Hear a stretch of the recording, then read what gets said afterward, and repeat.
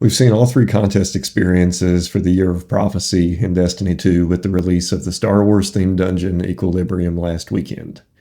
Now that the contest experience year has come and gone, I think it's a good time to provide feedback not just on Equilibrium, but the contest experience as a whole this year, where that experience is trending, and some of the sandbox balance issues that have actually impacted the rest of the game. So this feedback is not going to be all good. It's not going to be all bad. There's going to be some nuance to it, and it's from the perspective of someone that has participated in all the contest experiences in modern Destiny with success and failure over the variety of these experiences.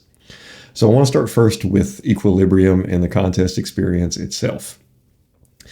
I think this contest and dungeon as a whole was a very good experience. The first encounter was very well done.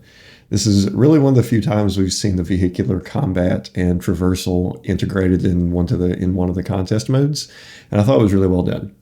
The use of the pikes to increase damage to the walkers and some of the major enemies was very well done, and it felt balanced in the contest environment.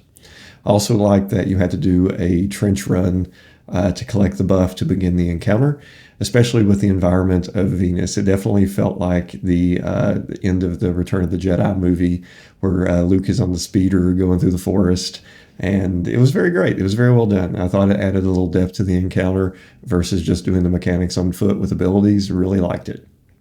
I also liked how the timer was balanced appropriately. It didn't feel like you were too short on time, but it didn't feel like you could take your time in the encounter. There was some urgency to it, especially with the scaling of the enemy health from the walkers to the boss enemies with the last wave. So first encounter was very well done. I thought it was a great opening to the dungeon. The second encounter was where this dungeon really started to shine for me, not just in terms of aesthetics, but also the gameplay for contest. Walking into the Sea Dredge Harrows, he ignites both of his purple Praxic blades. That was a really cool moment, and the fight that followed didn't disappoint either.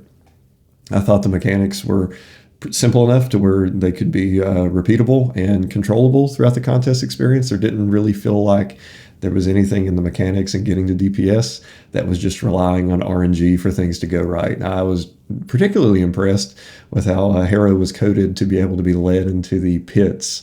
I thought the aesthetics of the room being dark and then lighting up with his blades was great. And the mechanics of dropping him into the hole and him getting electrocuted with the generators was a really nice homage to Emperor Palpatine being thrown down the hole with his own lightning, shocking him by Vader in the Return of the Jedi. So I like to see that. The mechanics, like I said, were very well done and added some depth afterwards. You know, hindsight is always 20/20, but I love in contest experiences when you think, oh, this is how a mechanic is done, only to be discovered later that there's some more depth to it. And that definitely happened here for mine and my team. We got the clear through the first boss in the first few hours, so it wasn't discovered yet that you could continue to use the taking grenade ability to take his shield down and then extend damage with the generator. We were dropping him in each floor hole and then having him break a generator to start damage. So that was cool, going back on return runs just to look and say, oh man, I can't believe we missed this mechanic. I always like when there's some added depth to the mechanics and they're not just what they appear to be, and there are multiple ways to get to DPS. So that was great. Didn't think the mechanics were insanely tight to hit on him either. The 3 damage phase going into the final stand was well done. The third encounter, I thought the 2-stage with the normal room and the taken room was a nice change of pace. And the mechanics, again, here weren't anything that relied on a whole bunch of RNG. Once you knew how to open up the shields to the taken blights on the slab in both rooms, it was very nice, very well done to get there. And I liked how there was a bit of a choose your own adventure with how many shades you compelled versus damaged. The DPS check wasn't insanely tight either, which was good. It felt like you had to optimize your DPS, which we definitely did. It took some time to optimize your stats, builds, and your damage rotation to actually clear the boss on contest, which was nice. But there weren't any of those factors, like I said, that were up to RNG to where you had to really just have luck on your side to get the perfect rotation. It was all things that you could set up and control yourself, which is what I look for in a contest experience. So overall, I thought Equilibrium was a good contest mode and a good dungeon to close out the last piece of in-game content that we know for this year of expansions. So now a little bit about contest in general this year. It's pretty clear that Bungie has been going for a few boss encounter design choices, which they're either more mechanically intensive or more of a DPS check. If we go back to the standard Desert Perpetual, the final boss there, Korgos, he was more mechanically light in that the getting to the damage portion of the fight was simple and easy to control and replicate. But the DPS check was insanely tight and required essentially multiple loadout swaps and everything going right. So that was a good example of more of a DPS check heavy contest design versus something like the two bosses in Equilibrium, to where it was less of a DPS check and more mechanic friendly, but it wasn't to the point where it was balanced that you had to have multiple loadout swaps, which was nice. So I think there are very clear distinctions between more mechanically intensive boss fights and DPS check boss fights. Getting more toward Dredge and Seer, it did become more of the DPS check where the mechanics were easier, as was with Dredge and Harrow. So having them design these encounters that way is something to keep in mind with a little bit of this feedback.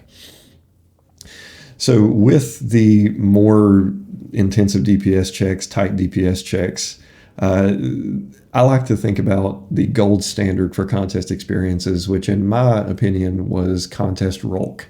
The mechanics were well done and you could control how you get to DPS, but then the DPS phase of the fight really felt like you were actually having a fight with Rolk. So he was lethal, and the DPS check didn't require multiple loadout swaps. It didn't require everything going right with RNG in your favor, and the sandbox was balanced enough to where it felt very engaging from the perspective of not only were you trying to survive, but it also took some skill and thought into your damage rotation and actual mechanical performance of hitting your shots on him. So some of the Equilibrium dungeons come close. Dredge and Harrow definitely does, because it's a different sort of DPS fight. The melee bosses always feel nice in my opinion, because you can use some weapons that you usually don't get to. The long-standing problem that I believe everybody knows is that the melee bosses tend to get booped around and move erratically when you're fighting them, so it's hard to really control your sword swings, and sometimes those things have to line up with just RNG and getting them in the right place. But he's a good example of having some lethality to combat and have to hit your damage rotations in a skilled way. On the other hand, Dredge and Seer definitely goes into a little bit more of that stationary boss having a mag dump DPS phase, which isn't as fun to me. And some of that bleeds over into the state of the sandbox, which we'll touch on here in a minute. But my ideal DPS check or DPS fight would be a boss to where it's engaging in terms of having to perform a mechanic, maybe.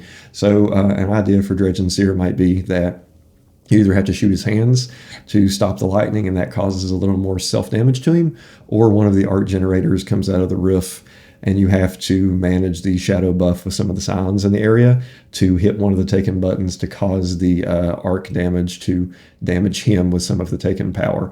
I think that would be a cool integration of mechanics rather than just having a mag dump of a boss where you have to have X amount of special and heavy ammo, do the rotation perfect. So to me, having some of the mechanics and a little bit more of some mechanical skill requirement in terms of aiming and performing a mechanic is the sweet spot for DPS checks, instead of just having a stationary boss where you dump all of your ammo into him. So it does bring me to some feedback about the state of the sandbox. We have reached an era to where double special weapons is the de facto meta strategy, not just in contest, but really in every area of the game, from the most casual to Grandmaster Strikes and so forth. So with that, the double rocket pulse and Finality's Augur has really taken over.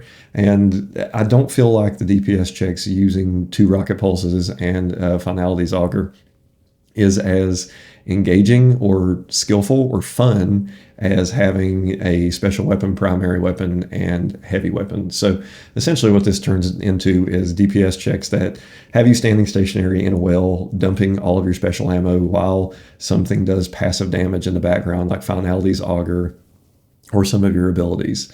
We did have the ammo mag nerfs to rocket pulses, but it really hasn't impacted anything just because the ammo generation system allows you to have as much special ammo as you want. That essentially nullifies the mag nerfs and didn't really touch any of the double pulse rifle rocket special weapon meta that's going on right now. Put simply, I think the primary weapons being integrated in DPS checks is more skillful, it's more fun, it's more engaging, and I'd like to see that come back in some way. I'm not a developer, but it's pretty clear that we need some further nerfs to the double special economy, or even just to rocket pulse rifles in general. And alongside that, likely some nerfs to primaries. Even to the point of boss designs, taking more damage with crits would be nice to incentivize using those primaries, or crit weapons like snipers. Dredge and Seer here didn't really require hitting criticals with the double pulses. You could essentially just mag dump into his chest and you're still going to get the same damage as if you did hitting crits. So I think the state of the double rocket, double pulse rockets, and double special in general really limits loadout choice, but also boss design. So I would like to see primaries come back into the forefront in terms of using them for DPS, whether that be having to use them for an ammo economy purposes, performing mechanics in a DPS phase, or by upping their damage values to where they're more incentivized to use and hit critical shots to do optimum damage with.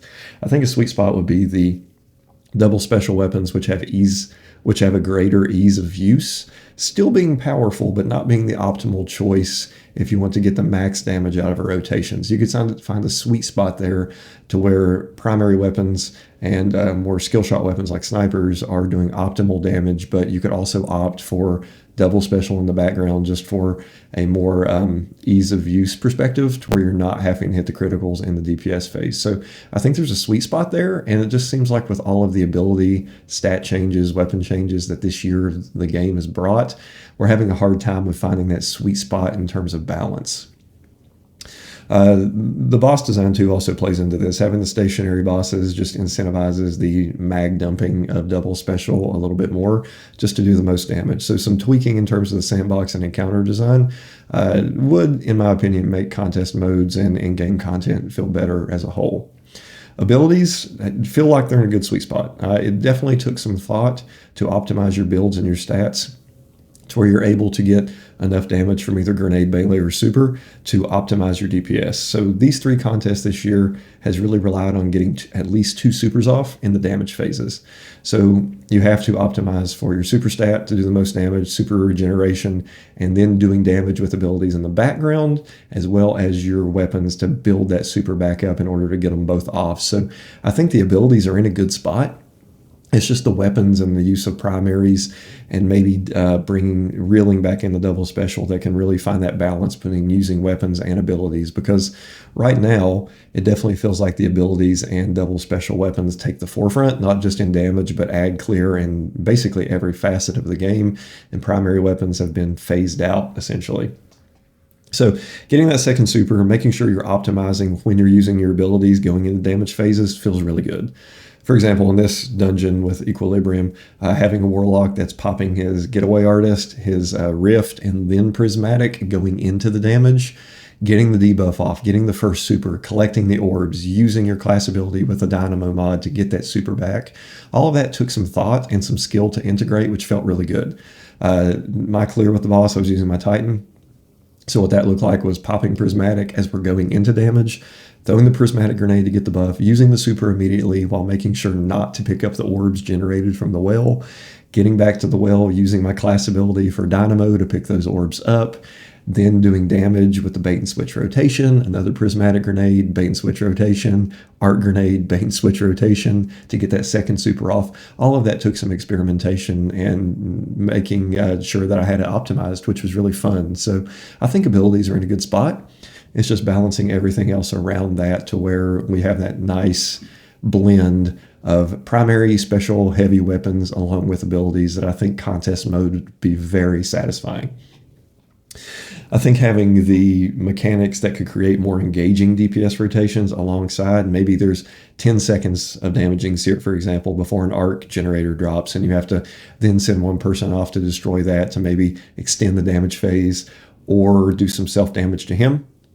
would be nice, similar to Golgoroth's unstable light mechanic. And maybe if Bungie experiments with mechanics tied to doing damage to a boss, that would be a way to help them reel in the overall damage done by this double special meta and provide a little bit more variety if it's not just all on the player to output weapon damage and ability damage to clear, but also doing some mechanics or some skillful crit shots in the DPS phases.